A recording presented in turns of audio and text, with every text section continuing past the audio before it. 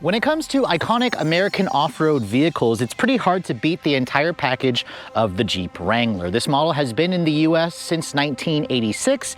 However, it traces its lineage back to the military Jeeps from the 1940s. So as you can see, there's a lot of heritage behind the Jeep Wrangler. Now, we've known about this JL Wrangler since Jeep introduced it back in 2017. And for 2024, in order to keep pace with the newest rival from Ford with the all-new Bronco, Jeep is finally giving the latest Wrangler a pretty extensive refresh, which includes new styling on the outside, some new trim levels, an all-new interior with a larger 12.3-inch infotainment display, and some new safety gear in terms of side curtain airbags for the first time, standard pretty much on every model but the base trim. So as you can see, this week, Jeep has loaned us one of the more affordable ways to get into the 4xe, the plug-in hybrid known as the 4xe Willys. We're going to live with this Wrangler for a full week. We're going to put through a usual battery of tests. At the end of this video, we're going to find out, has Jeep managed to make enough changes to the Wrangler to allow it to remain on top in the American off-road icon scene? Stay tuned to find out.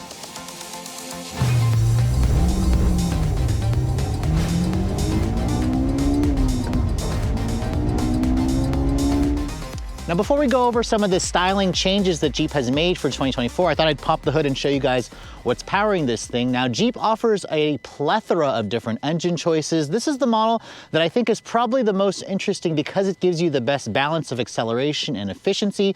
Known as the 4xe, Jeep claims this is the best-selling plug-in hybrid in America. Now, underneath this hood, Jeep essentially combines the company's 2-liter turbocharged direct injection 4-cylinder with a powerful electric motor that is sandwiched between the 8-speed automatic transmission and, of course, this engine. The engine on its own delivers 270 horsepower and 295 pound-feet of torque. The electric motor adds in 134 horsepower and 181 pound-feet of torque. Combined, Jeep says you get 375 horsepower and 470 pound-feet of torque. That torque figure actually matches that of the Wrangler 392, which is a 6.4-liter naturally aspirated V8. Horsepower figure obviously is less, but these are impressive numbers for a Jeep Wrangler or really any vehicle.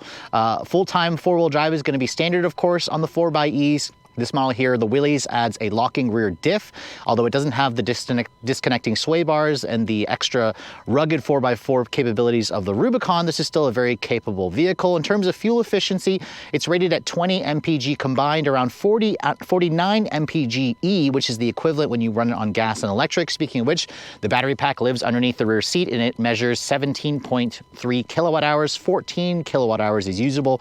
Jeep says that's good for around 22 miles of electric-only range. Now, in terms of the 0 to 60 performance, Jeep claims it'll do it in around 6 seconds. We've gotten much quicker times in our actual testing, so we'll see what we can get in this refreshed version.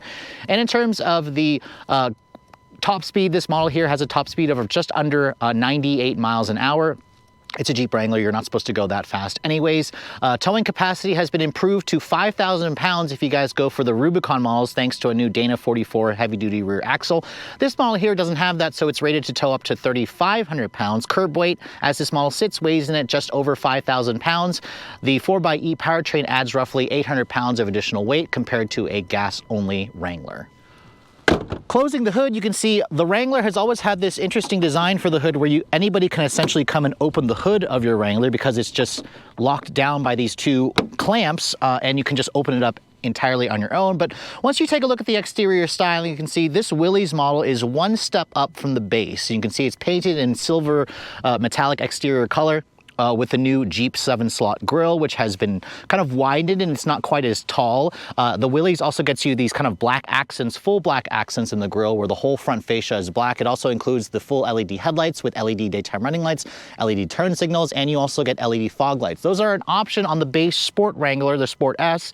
It's nice to see that Jeep includes it as standard on the Willys. You can see the bumper. This is not the steel bumper group, so it's just an unpainted black plastic bumper with the blue tow hooks. That's also an indication that you're driving around in the 4xe. And then you can see the fender flares are unpainted. You can also get those painted on other trims. You have the iconic Willys heritage style script on the actual hood with the graphics, which looks nice. And then in terms of the suspension, this model here has around 10.8 inches of ground clearance. It's got a solid axles front and rear, of course, and a recirculating ball type steering. Now, looking around the side profile, you can see the front end has a different look which again is barely noticeable if you guys, unless you guys have the two parked next to each other. This model here, as you can see, the 4xe only comes as the 4-door at 188.4 inches long with a 118-inch long wheelbase. If you want a 2-door Wrangler, you'll have to step down to a different powertrain because the 4xes only come with the 4-door. This is essentially what most people buy, so it's understandable that Jeep only offers it with 4 full-size doors. You can see the Willys also includes these really attractive-looking set of 17-inch wheels. You can see it's a 285 by 70 R 17-inch wheel. This is a BF Goodrich all-terrain tire. I may have mentioned Goodyear in the driving scene, so ignore that. It's a BF Goodrich. These are a 33-inch tall tire. If you want a 35-inch tall tire, you can't get the Extreme Recon package on the 4xe. You have to step it down to a gas-only version. Like I said earlier, 10.8 inches of ground clearance. The Willys also includes the standard rock rails around the side, and you can see here you have the blue badging here for the Jeep Wrangler and the 4xe trail-rated badge. To charge the vehicle up, it still has a metal door here on the passenger fender, or I'm sorry, the driver fender, and the vehicle has a 7.2 kilowatt onboard charger. It takes around 2.5 hours to charge this vehicle on a level 2, which is actually pretty fast compared to some other competitors. Now, my tester here, as you can see, has just the soft top. This is the canvas soft top. It's standard. It also folds back. It includes plastic windows at the back. You can also get a hard top or a one-touch sky view top if you prefer. And then moving around the rear of the vehicle, this is where you really can't see much of the differences back here. You can see this model also has the full LED taillights. It's part of a safety tech package. It's got a full-size matching spare on the back, which again adds to the whole rugged capability. And then you can see here included is a tow hitch along with a tow hook there that's blue, which is nice. If I want to show you guys the cargo area, this is kind of a problem with the soft top is you have to actually remove this via clips and whatnot to get better access to this. I'm not going to do it right now for demonstration purposes, but you can see Jeep says there's around 27 cubic feet of storage space back here. You can see there's the level 1 charger. There's a little bit of underfloor storage here. And then Jeep also offers this new feature where if you guys plan to go to the campsite, you can actually use the 4xe as kind of like a power station, which is a new feature this year where you can plug in like a refrigerator or a grill or whatnot. If you fold down the second row seats, Jeep says it expands the cargo to 67 cubic feet. That's around a reduction of 5 cubic feet compared to the gas-only Wrangler, and that's because the battery pack lives underneath that rear seat. So the exterior got some pretty light changes for 2024, but what about the inside? Let's go ahead and hop inside this Willys and show you guys what the interior is like. Let me first show you guys the key fob. You can see this is the intelligent access key that is standard on the Willys version of the Wrangler. It still has like a switchblade design where you can actually use an actual key fob, which is nice, but it's not necessary. You can see there are buttons here for lock, unlock, or for lock, unlock, remote start, and panic feature. There's no pop opening the trunk because this doesn't have a power lift gate. It has that swing out gate. But as you can see, as you approach the door handle, body color, or the door handles are not painted. You can see there's a button here. If you touch that button, that will lock the door for you. Mirrors are not electrically folding. If you want to unlock the door, you touch the back of the door handle and that will unlock the door for you. Now, the silver exterior of my test car is complemented by this kind of grayish black interior. It's like a graphite gray. It's a very, very dark gray, although Jeep says it's black. I hope you guys like cloth seats because the Willys only comes with cloth seats. If you guys want leather, you have to step it up to a different trim. It includes some contrasting orange gold copper stitching. And you can see my tester just has a manual seat where it includes height adjustment, lumbar, and you can also recline it and move it forward and back. Power seats are available on the high altitude and the Rubicon X, so kind of keep that in mind. The power seats, Jeep says, have been designed to basically work even if the interior gets flooded with water. So that's something that Jeep really worked hard on. You can see the door panel materials are hard touch plastic on this trim. Slightly padded here where your elbow would rest. These doors, remember, they come off, so you don't have your window controls here. They're actually in the center, but you do have your mirror controls here and your power door lock switch. There's a strap here that keeps the door from going a little too far out, as you can see. So that basic principle of a Wrangler is still there. As I get in, you can see no running boards with nearly 11 inches of ground clearance. For somebody my height, I have to use this grab handle to kind of pull myself in. And then as I get in and shut the door has a kind of interesting sound to it. It's a solid sounding thunk that kind of reminds me of a G-Wagon where it almost sounds like a gun cocking, but it's not quite as sturdy and mechanical sounding, but it's nice that it has that nice thunk. You can see starting the vehicle up, the start-stop button is down there. Because this is the 4xe model, there's no engine starter noise. Instead, it just kind of whirs to life and it says ready in the tachometer, which is nice. Especially if you guys don't want to wake up your neighbors with starting up the engine. Although it's so cold outside right now, you can see the engine actually did start up on its own because of the climate control. It's around 25 degrees outside, so excuse like my voice if I'm trying to rush or anything. I'm just kind of freezing because it's very, very cold outside. Now you can see in terms of the materials in here, let me turn down the fan speed. This car has more of the baser specs or materials in terms of the trim. You can see it's a hard touch material here on this dashboard. The higher trims will actually stitch that in leather. You can see there is some stitching and fabric here on the dash, which is a new feature. Even on the Willys, you can see it's got the contrasting stitching. And then all Wranglers will come standard with the new Uconnect 5 infotainment system with a 12.3-inch display. This is standard even on the base Sport, which is a nice upgrade from the 7 and 8.4-inch systems of the old Uconnect 4. This includes wireless over-the-air updates along with wireless Apple CarPlay and Android Auto. You can see my phone connects to it perfectly. It's really nice. It has built-in embedded GPS if you guys want that feature. And you can also go into your vehicle here and do a lot of customization if you'd like. It's just a much improved system versus the previous generation system, and it's just really, really impressive to see that Jeep has included it as standard equipment even on the base trim level. Now, over here in the instrument panel, I wish that Jeep had gone with a fully digital dash, but you can see this is pretty much the same, where you have like a 7-inch helper screen in the center, 2 analog dials for the tachometer and for a charge meter, a digital speedometer. The steering wheel on the Willys is leather wrapped, which is nice. It's also a heated wheel because my tester has an optional like cold weather package. The wheel itself offers a tilt and telescoping adjustment, although the range of motion is not a lot for the telescope, but it does allow me to get a pretty decent driving position. My tester also has the driver assistance package that includes adaptive cruise control, automatic braking, but no actual lane keep assist because of the recirculating ball type steering. Your drive mode selectors are here, going from hybrid, electric, and e-save.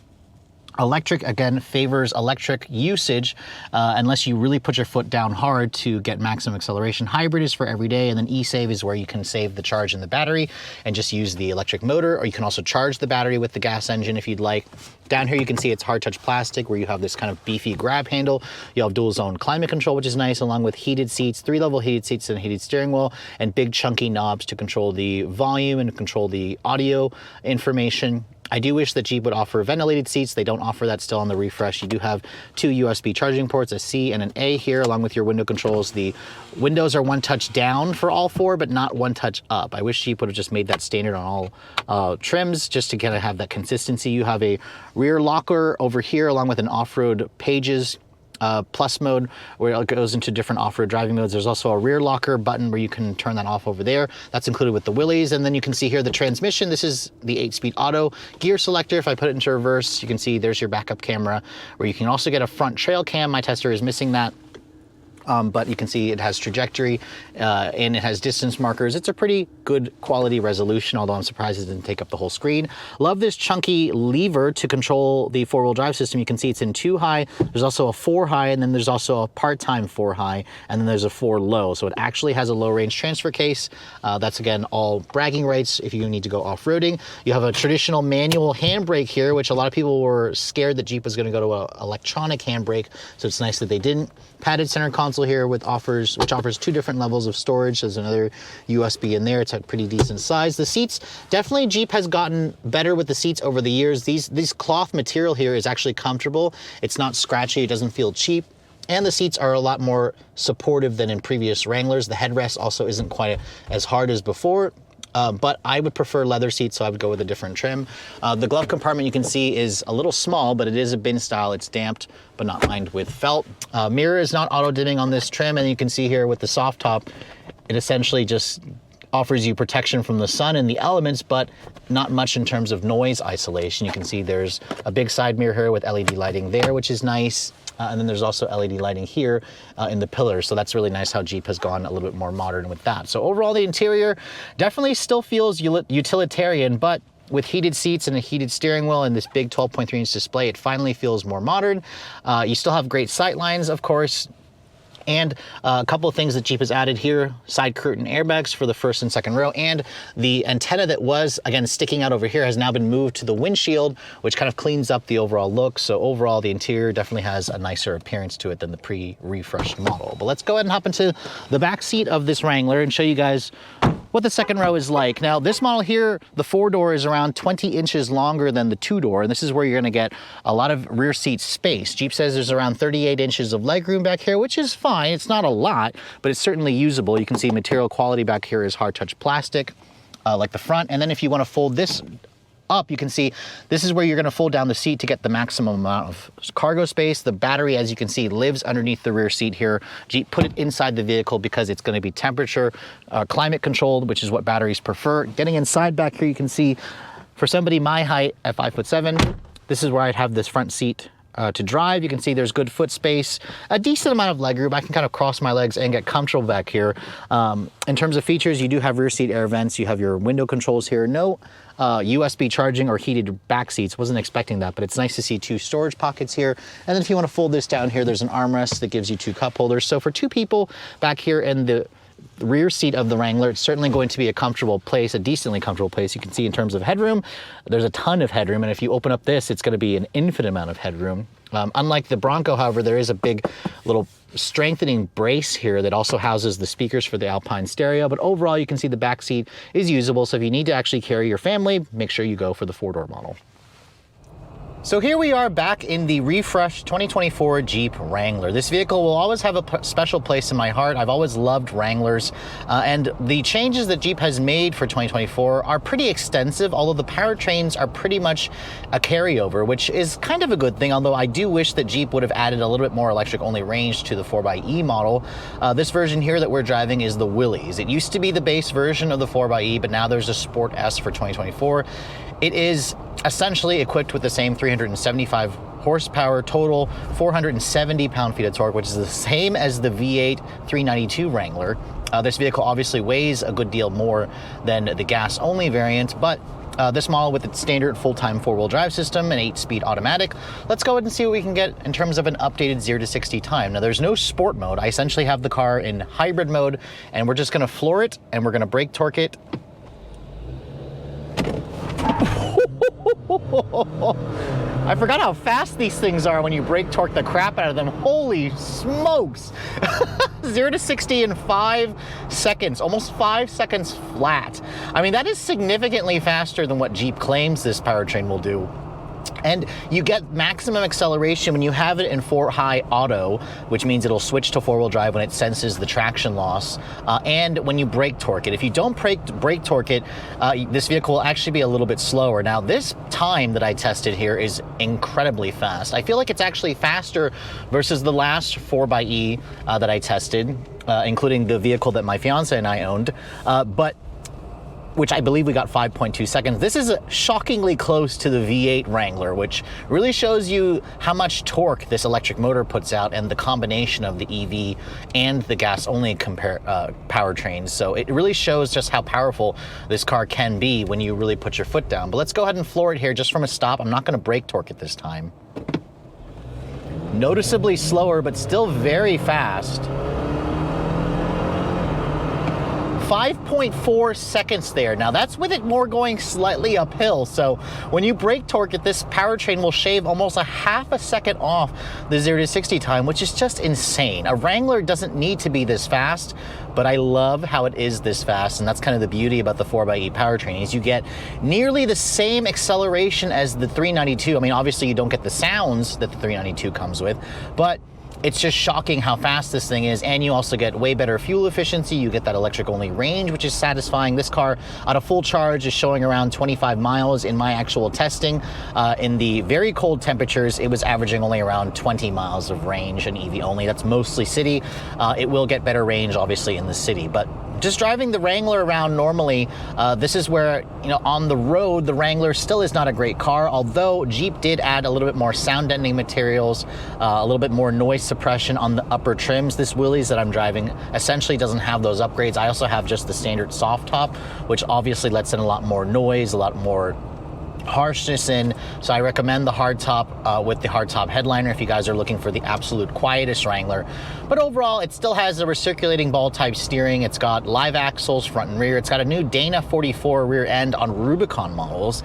Not on this Willys though. The Rubicon is essentially the most durable and rugged version of the Wrangler. That's the model that'll also tow up to 5,000 pounds. This model here will top out at around 3,500 pounds. But still, we're on 33-inch tall Goodyear Wrangler all-terrain tires. The steering is typical Wrangler. It's sloppy and loose, and the vehicle does have moments where it doesn't really want to track very straight, and that's kind of the whole thing about these Wranglers is they can essentially have like the Jeep death wobble, and then they also are kind of a handful to drive out on the road and keep them pointed straight. But just like driving the vehicle normally in everyday driving, the 8-speed auto is a pretty smooth partner, and it puts the engine right in the meat of its power band. It has a really good transition between gas and electric. Jeep has really done a good job here, especially considering this is, you know, one of the best-selling plug-in hybrid vehicles on the market. It really shows just the refinement overall. Jeep has done a good job, although it is strange driving this vehicle in EV only, because in EV only, essentially, you'll feel the 8-speed automatic shifting, which is strange, a strange sensation how it shifts. But it does so because the electric motor is essentially sandwiched in between the transmission and that 8-speed auto. You can drive this vehicle on pure EV alone. However, if you push the accelerator past a certain point, past the halfway point, it does wake up the gas engine in hybrid mode. Now, I can try to force it into an EV only mode for as long as possible. That's essentially switching it over to electric mode. Electric mode essentially will keep it in EV only mode until you go past the click point in the accelerator pedal. So now I have it in electric only mode, put my foot down here. You can actually hear it, you can feel it shifting as well, which is a strange sensation. This is where the Wrangler 4xe isn't as refined as some planetary style CVT equipped plug-in hybrid vehicles, but it's still satisfying. The electric motor on its own, however, only delivers 134 horsepower and 181 pound-feet of torque. So you're trying to move around a vehicle that has 5,000 pounds of curb weight, and I just passed another Wrangler there. I love the Jeep wave that you get when you buy a vehicle like this. A lot of Wrangler owners will just wave at you because it's a Jeep thing. That's essentially what started it, is this vehicle essentially. But there's also still a max regen mode, which I actually enjoy turning on because it applies maximum regen braking, and it almost does like a one-pedal drive, although it's not quite as intense as an actual full one-pedal drive. But I really like how it just, again, helps you put some energy back into the battery pack. At higher speeds, I'm only going like 40 miles an hour. I can hear the wind noise coming in through that soft top. So again, go for the hard top if you guys demand even quieter interior. The one-touch sky roof is also available. That's a $4,000 upcharge, but it doesn't really make the vehicle that much quieter. That's what I noticed about the one-touch sky roof. It essentially just adds the convenience, but it takes away from some of the quietness when you go with the full-blown hardtop model, which is a shame because I think that the one-touch sky roof is a huge selling factor for Jeep. And then in terms of fuel efficiency, this model has been averaging around 18.5 mpg in my week's worth of testing, which isn't great, but it's also not horrible. It's better versus just the gas-only variant. Let's go ahead and just try a 0 to 60 time here in just EV mode. So I have it floored, but I'm not going past the click point. Still working its way up to 60 miles an hour. 15.6 seconds there. So again, it will do it in EV only mode, but you're gonna notice a noticeably more lethargic 0 to 60 time. It adds 10 seconds basically to the 0 to 60 time. So it's pretty significant when you go to EV mode and hybrid mode. It's just so much faster, and it's shockingly fast, which is fantastic. But overall, the changes that Jeep has made for 2024 haven't really altered the driving characteristics. I really do need to spend a little more time, however, with like a Rubicon X or a High Altitude to be sure, because that's the model that has additional sound deadening, a little more luxury features. Jeep also says that they've improved the connectivity. If you guys are planning to, talk on the phone, it's not quite, you don't have to shout as much because the interior is so much quieter. And then my tester also has the adaptive cruise control feature, which is the first time that we have it in a Wrangler where it's stop. It doesn't go automatically for you, but it has full stop capability, which is nice. It doesn't have any active lane keep assist because of the recirculating ball type steering. It just doesn't allow for an active lane keep assist. It has a lane departure and whatnot, but that's something that the Wrangler, I imagine the enthusiasts are probably appreciative that the Jeep didn't go that full out with the full suite of driver assistance tech. But overall, this car is still very satisfying to drive, satisfying to own. It offers all the capability that you want. And finally, for 2024, it has big improvements in terms of the tech. I love the new 12.3-inch Uconnect 5 infotainment system with the wireless CarPlay. It's just a huge welcome addition, and it really helps the Wrangler remain competitive against its main rival, which is the new Ford Bronco. So after spending a full week with the fully revised 2024 Jeep Wrangler 4xe Willys, it's pretty refreshing to see that Jeep made some extensive changes to this car that really addressed a lot of the criticism with consumers and actual everyday owners. The interior is the biggest change with that new Uconnect 5 infotainment system that measures 12.3 inches. It's great that Jeep actually makes that standard equipment on every trim, even the base version of the Wrangler. That's a one-up from Ford, which essentially gives you a smaller screen, and then you have to pay extra for the larger Sync 4 12-inch display. In terms of safety, I like the fact that Jeep is now offering adaptive cruise control, more on other trims, and you also can get side curtain airbags for the first time. That's crazy to me to think that it took Jeep this long to put side curtain airbags in the first and second row on a Jeep Wrangler, but nevertheless, it's a nice upgrade and a great safety feature, especially for parents out there who have one of these for their children as their first vehicle. In terms of the handling dynamics, this is where the Wrangler is still going to, of course, give up some things to the Bronco, and that's because the Bronco has an independent front suspension. This vehicle with its live axles front and rear, the recirculating ball type steering, it's still kind of a cumbersome vehicle to drive on the road. Once you get used to it, it's not bad, but the Wrangler is really at home off pavement, which is where I've had a chance to drive Wranglers extensively when I was on media drive. So out on the road, this is not a horrible vehicle to live with, but I'll be curious to get my hands on a higher trim, high altitude, or a Rubicon X with all the additional sound deadening, the power seats that also is available. I wish Jeep would offer memory seats and ventilated seats as an option. You still can't get those. However, with all the changes that Jeep has made, they've essentially just kept the Wrangler competitive, which is one of the reasons why a lot of people still flock to these vehicles. Speaking of which, in terms of sales, Jeep managed to sell a little over 180,000 units in 2022. That's a little bit down compared to what they typically do, which is between 2 to 250,000 units. I suspect with this refresh, sales will continue to improve, especially as inventory also continues to improve. And if you're looking to get your hands on the refresh Wrangler, these are already in dealerships now, and the 4xe model is going to start at around $50,000 for the new Sport S trim level. If you guys want to step down to a base Wrangler with the 2-door and a 6-speed manual, that'll start at around $32,000, which is still a pretty reasonable amount of money considering how expensive vehicles have become.